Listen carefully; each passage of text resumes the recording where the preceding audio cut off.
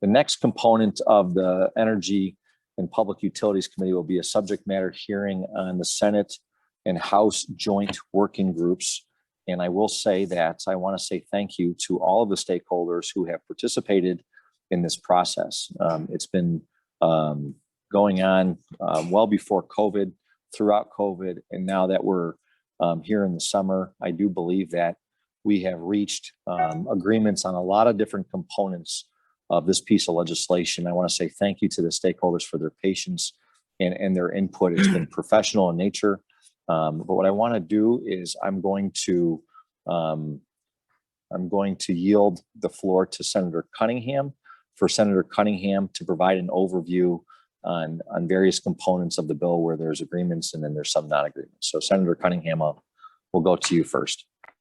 Thank you, Chairman Hastings. I want to echo what you said, thanking all the many stakeholders that have participated in this process for months, but particularly in the last couple months as members of the legislative working group have gotten together to go over a very complicated and comprehensive piece of legislation. I also want to thank the legislative members of that working group, many of whom are members of this committee. Senator Rezin, Senator Anderson, Senator Belt, Senator Villanueva, Senator Castro, the chairman, and myself that have done a lot of work on this matter over the last couple of months. And as you said, Mr. Chairman, there is wide agreement on a number of matters. There is agreement on the nuclear subsidy that the governor's office negotiated with Exelon. There is agreement to eliminate formula rates and go to a new rate-making system that is aligned with more traditional rate-making. There is a provision to double the investment the state currently makes in renewable energy. And something that is very unique to that is it is laced with equity provisions that will allow Black and brown business owners and workers to participate in the renewable economy in a way that does not occur anywhere else in this country. That's something we're very proud of. There are also labor standards laced throughout that will ensure that working men and women are paid a livable wage. That's going to be very important as this green energy effort expands in our state. And when and if a bill passes, we will be at the forefront of this effort. There are ethics components in the bill, again, agreed to and largely drawn up by the governor's office. And we appreciate the work that the governor's staff has done on that. But ethics provisions that are, I think, very important when it comes to how utilities are policed in our state, given the problems we've all seen over the last couple of years. That's the good news. Unfortunately, there's some bad news. There are a couple of matters that are hanging up the proceedings right now. One, I'll turn it over to Senator Castro in a second to talk about, involves a matter involving the payment of prevailing wage on renewable projects that I think is close to an agreement, thanks to the work that she's done and others.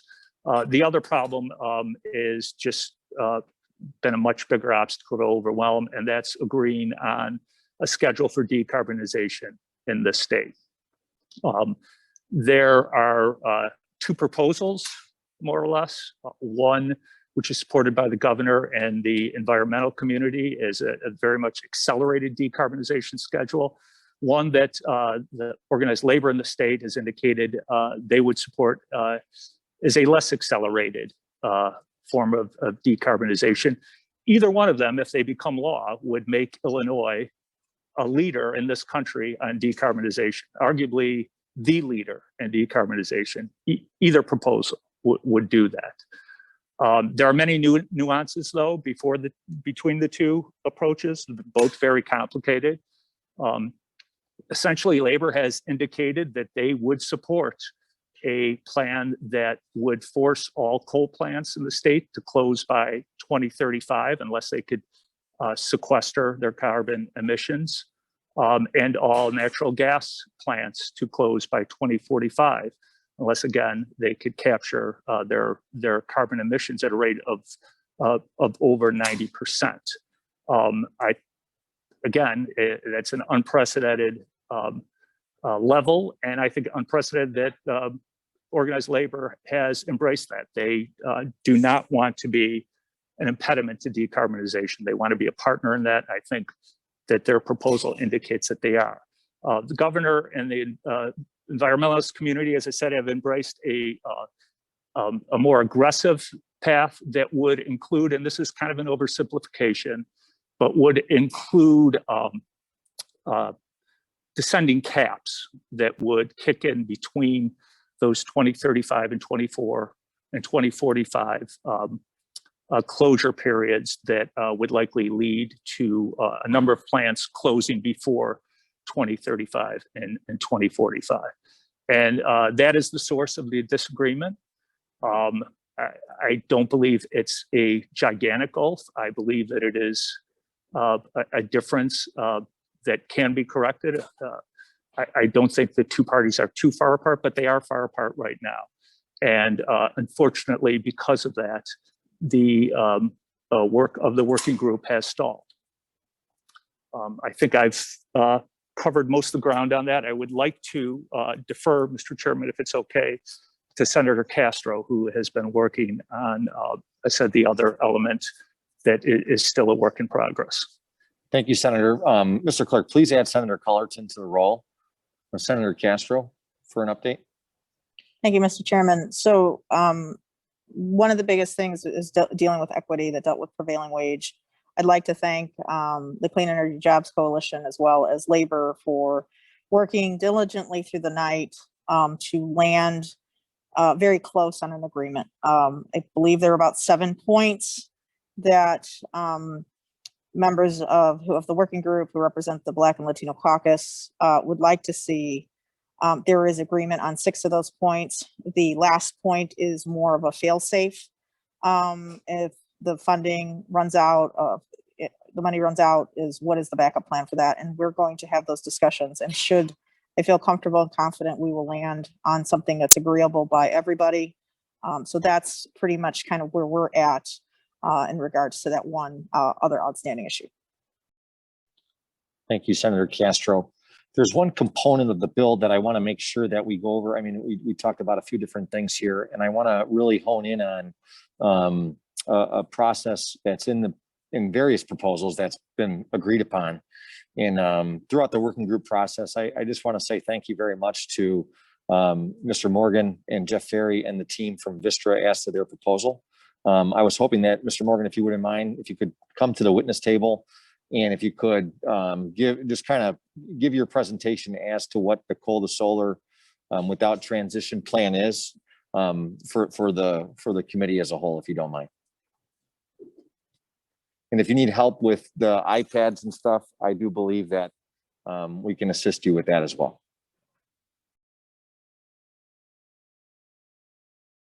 Actually, our good friends from LIS, if you wouldn't mind, could you go down there and help Mr. Morgan with the login and okay, great. Perfect.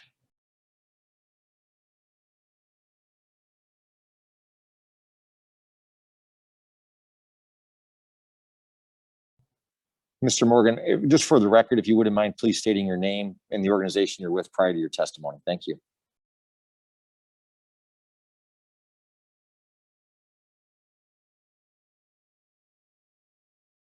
Mr. If you could take your mask off, and if you want to unmute yourself as well, just make sure you can hear everybody. I think I'm now unmuted. Can you hear me? Okay, good. So name's Curt Morgan, and I'm the CEO of Vistra Corporation. And so thank you, Mr. Chairman, as well as other senators here and also on this Zoom call here, if it's Zoom. And it's good to be here always. I think you guys know I'm a Illinois native, and so it's always kind of good to get back to Illinois. And I'm hoping that we can do some good as part of this bill that you guys are still working on. I certainly hope that people would come together and find a solution, but you know, that may not happen, but we certainly would like to see that.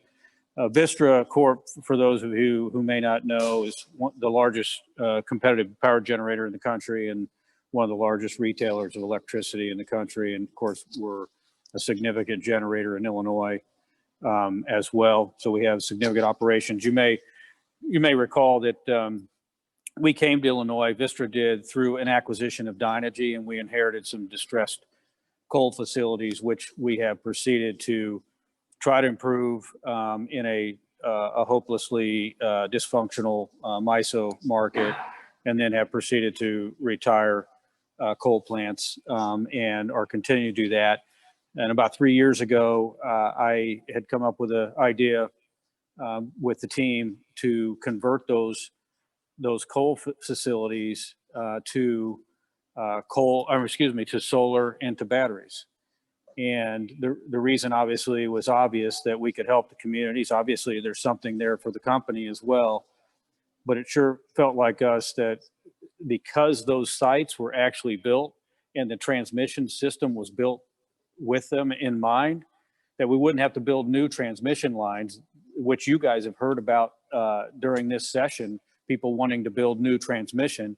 Why not use the transmission lines that we already have and the sites that we already have and invest? The other thing I think was novel about the idea, in my opinion, is that there's skin in the game. That at the end of the day, this is not 100% subsidy. We're only getting a portion through coal to solar paid, through the contract with the state. But there's a significant amount, over 50%, that will still have to be derived from the dysfunctional MISO market. And so I think it puts both of us together in a public-private partnership. But a lot of people think on the private side, when you do a public-private partnership, that it's all about the public and not about the private. And in this instance, it's everything, in my opinion, or greatly about the private side having to come together. We have to come up with $550 million of our own money, invest that in 300 megawatts of solar, in 175 megawatts of storage. And you might say, well, why do you need storage? You got solar. I think the key to this is that, and you're seeing this play out in California in spades, if you get solar out in front, and then when the sun goes down and you don't have enough dispatchable resources, because solar is intermittent in nature and so is wind, that you can be in a situation that's happening right now in California where you don't have enough generation to come on when the sun goes down. And so it's a very good idea to begin early to couple both solar along with, couple batteries along with solar. I think the other thing that's important about this is the communities.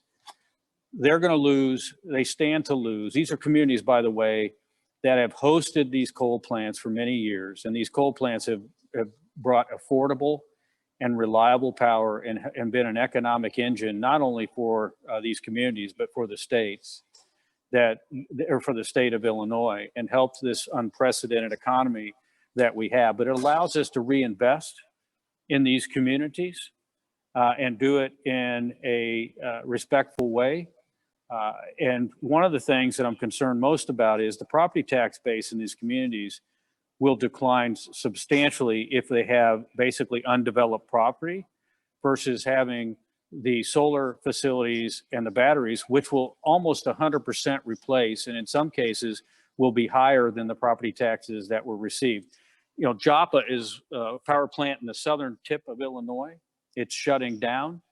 That plant is the #1 taxpayer in Joppa of an area that has about 400 property taxpayers. When we go away and that becomes undeveloped property, it's going to have a significant impact. That's just one example. And I grew up in Galesburg, Illinois, so I really know that the effect that some of these companies that leave towns like that and leave that property tax base, just how difficult that can be. The other thing is, we had an independent study that was put together that shows that we're talking about 2,200 jobs during construction, $180 million worth of income during that period of time. and about $300 million to the state of economic activity. So, you know, there's a win-win in that as well. And that helps also because the other thing about a coal plant, and I know this is difficult and no one likes to hear this, we all want to have a just transition. We all want to move. We're believers in climate change. I want to see change.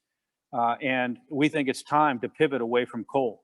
And we think it's going to happen in well before 2035.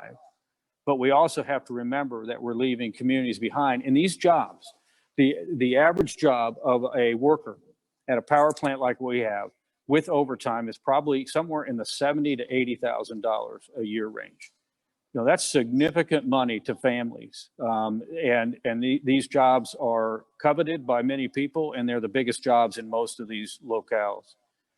So, you know, Mr. Chairman, I think the key on this is that this is the kind of partnership I think you want. It's time to transition these coal facilities. We're prepared to shut them down and to clean them up. We're putting the money into cleaning them up as well. But also then to retool them, use the interconnections and the transmission lines, use the private investment, and also make sure that the private investor has skin in the game, that we have to derive some of our revenue stream and our ultimate returns from participating in the market. And so I thank you for being here. I'm happy to answer any questions about coal to solar. I'm also happy to talk about, you know, what I see going on in the industry and also in Illinois from a broader energy perspective, if that's of any interest. You know, I'm here at your disposal. And again, thank you very much. I see Senator Kaler has a hand raised. Senator Kaler for a question. I'm assuming you would have to go, your question's directed to Mr. Morgan. Yes, I just wanted to basically thank Mr. Morgan. I look forward to that public-private partnership. Your sensitivity to the communities that might otherwise be left behind is really commendable. So, and I know that your history of coming from Galesburg, and you understand certainly the rural aspect of Illinois. But can you talk a little bit about what you've done in California with? I think you're the developer of the largest battery facility in that state, and just maybe give us a little bit of an insight as to what we can look forward to. Sure. Good to hear you, Senator Kaler, and thank you for those kind words. And we started out with a 300 megawatt battery system, and it's 300 megawatts, but the key is it's 1,200 megawatt hours. Batteries can either discharge for an hour or they can discharge for 4 hours. And we have the one that right now that discharges for 4 hours. So it's 1,200 megawatt hours. We're adding another 100 megawatts to that, which should be on less than a year. And that site will go up to probably 1,500 megawatts. The reason that's important is because California overbuilt solar. And what's happening there now is that overbuild of solar has shut down other forms of generation in the state. They don't have enough generation when the sun goes down, and they're rapidly trying to build batteries. Batteries are very flexible and can be part of the solution in this transition to a green and clean tech, economy that we all want. And so, you know, that's a big deal. We have another site where we're building probably somewhere around 1,000 megawatts of batteries as well, because they've already built out the solar. Now they're scrambling to build out the batteries to go with it. And so, you know, we have sites, by the way, these are old oil and gas sites in the state of California. So we're doing the exact same thing that we're talking about doing here in Illinois. We've already started. We're taking old sites with access to transmission lines and that were dirty and needed to be cleaned up. We're knocking down all the old buildings, cleaning up the site, and putting down batteries so that we can, in California, they can transition, you know, from the sundown period. Because what's happening too is we're pushing the peak in our business out. And the peak is now happening after the solar leaves. The other beauty of it is when you have solar and batteries is you can charge the battery with solar. So you're getting clean energy into the battery, which is also a big issue too. So you're discharging clean energy. Senator Kaler, any other questions? No, I just want to thank Curt for being here and for just all the interest that Vistra has in truly being a partner with Illinois. Thank you, Mr. Morgan. Thank you. Kurt, we talk, I have just a question. I was hoping you can explain this a little bit here. We talk a lot about risk and about mitigating risk as for the state and for to make sure that we're getting the best value for our investment. And the one thing that sort of intrigued me about your proposal is it's about skin in the game. And it's about what you're committed to and what's your commitment to Illinois, and that you're able to, and you're able and willing to risk investing in the state of Illinois because you believe that this is something for the future that's going to work. Can you explain just to the committee, just your, your investment in terms of, what your commitment level is? I mean, it's a substantial amount. Yeah, so thanks for that question. So, $550 million is a lot of money, at least in my book it is. But, I think that's obviously very important. But I think probably more important than anything is that we're committed to build these and to have them up and running as soon as possible. We're not sitting on, a site. We're not sitting on an opportunity and looking to flip it. We're not going to build them and then sell them to somebody. This is what we do. This is who we are.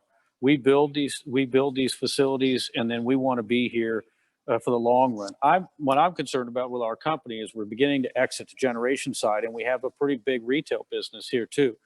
I think the way that you manage, we're taking a product that is by nature volatile. And electricity is a volatile product because it's hard to store in mass quantities, and it also can have disruptions. And we're converting that for customers into something that is stable, and we're de-risking it for them. That's what we do. We're really risk managers at the end of the day. We're putting our capital in, and in this case, we're asking for some help to do that because of the MISO market. And then we are going to create the value from the market for the remainder of that to get our return. We're not guaranteed to get a return by what we would receive outside of the market. But we're willing to put that at risk because we know this market, we know we're good at it. And the last thing I'll say is, and this is, this may sound emotional or, but the reality is I want to build a business in Illinois. I mean, I want to have a business here, and I want a business that I can be proud of, and I want to help these communities. That's what we're about. And, I've been personally involved in this because of my roots here. I've made sure that the returns on this that we think may happen on a sheet of paper are the lowest returns that we can have, so that we can provide, that we have two things in this business that we've always been charged with: affordable and reliable power. We now have there's a third leg to that stool, which is emissions. So we have to figure out, and we can't let any one of those three get out of whack. And I think by doing what we're getting ready to do, we're able to do that. We're able to provide affordable, reliable power that is at very low, and in this case, zero greenhouse gas emissions. I think Senator Rezin, if your question doesn't have to do with this, I just want to close with Mr. Morgan. I know we had notified you yesterday, and our staff notified you yesterday as to, I'm sorry, Senator Rezin, go ahead for a question to Mr. Morgan. Sure. Thank you, Mr. Chairman. Mr. Morgan, can you talk about, again, I do represent one of your coal plants that closed, and it is devastating, and the job loss is very real. So thank you for recognizing there's a problem when we close the plants and trying to come to a solution that makes sense, maybe not to replace the jobs, but at least to replace a tax base, right? And your comment about replacing the tax base with wind and solar, is it comparable? What percentage do you feel of that property tax base would be replaced with the battery and the solar? In aggregate, it's nearly 100%. Now, the size, because of the size of the property, may be lower or higher, actually, depending on how much we can put on. So some sites can take both solar and batteries. Some can only take batteries, just depending on it. But in total, it's nearly 100% replacement of that property tax value. And that, that wasn't necessarily a goal, but that's the way that it turned out. Yep. And I so- appreciate that. Yeah. Thank you. Also, can you talk about the importance of, and we've heard for the past year and a half about the challenges for new solar farms and their, the inability to connect, right, at the interconnection. Can you explain, I guess, the advantage that you have by putting solar and battery right on the plant site? Well, one, I think we already have rights to do that. So that's very important. But then the infrastructure is there. I estimated it, thinking about that today, and when I was coming over, I think it's maybe somewhere between 5 and 10% on a project like that. And that means everything for a project like this. So, and that's just talking about the interconnection and maybe the transmission that you'd have to put in place to get to the main line. If you have a situation where you're wheeling in power from Nebraska or Iowa, that number is significantly higher in terms of the transmission cost. So it really depends. But at the end of the day, for us, I think we're saving at these projects somewhere between 5 and 10% of capital costs. And that means a lot. That's 5 to 10% difference in what we would want to then pass on to customers. So it's meaningful. And like I said, the last thing is some of these are because the wind is placed in situations where it is in remote locations. So it requires significant transmission costs. And I'm talking just about getting to the main transmission lines that are already constructed. If you have to build transmission that is taking you from, like I said, from a remote location somewhere, and you have to put the full transmission system in place, that could be more expensive than the actual generation itself. So I'm really speaking specifically to existing transmission lines. And then lastly, can you talk about the challenges just of being in the MISO RTO? Yeah. And talk about the reduce in capacity and the challenges of being just a reliable RTO. Yeah, so I think you guys may know this, although you're not living in this world, but you know enough about it. The PJM just had a capacity clear, and in the ComEd zone was that cleared about $69, and in the MISO market it clears at $5, and these are megawatt day. So, and this was a historically low clear in the PJM market. So you can see that it's, 13, 14 times lower in this clear, which was one of the lowest. If we looked at the last ComEd clear, which was somewhere around $170 to $180 versus $5 in the MISO market, you can see just how disadvantaged the MISO market is. And it's hopeless. It's got a bad construct that FERC has upheld. And so it is significantly disadvantaging power plants in that market. Thank you. Yes. Mr. Morgan, I want to say thank you very much. I know we notified your organization yesterday that we were going to have a hearing today, and and you flew up. You asked to fly up. I mean, that's the level of commitment you have. Personally, I want to say thank you for that. Looking at the participants, there's no further questions on this end. Any questions on your end for now, Senator Rezin? No. Mm-hmm. Seeing no further questions, we are going to recess temporarily to the call of the committee, and we'll recess right now. So LIS, I don't know what you have to do, but we'll be back probably in a couple hours. May I mention one last thing, Mr. Chairman? Just sorry, real quick. We also have a significant effort that will go on in this around diversity, equity, and inclusion. That I just want to be clear that we've already started in terms of interviewing, different suppliers. And I want to be clear that, that our company has a huge program. We've spent $5.8 billion on diverse supplier programs. We've been around for over 30 years. And I know that's important too, that it's not, it's very important that we do this right. So I missed that in my opening remarks, and I wanted to make sure that we put that out there. So Mr. thank you. Morgan, when the omnibus bill does come about, you'll have another opportunity to talk about anything we missed in the presentations. And right. this committee is now recessed. Thank you, sir. Thanks for watching, and if you haven't already, please consider subscribing to our channel. And while you're at it, please leave us a comment. Thank you for watching.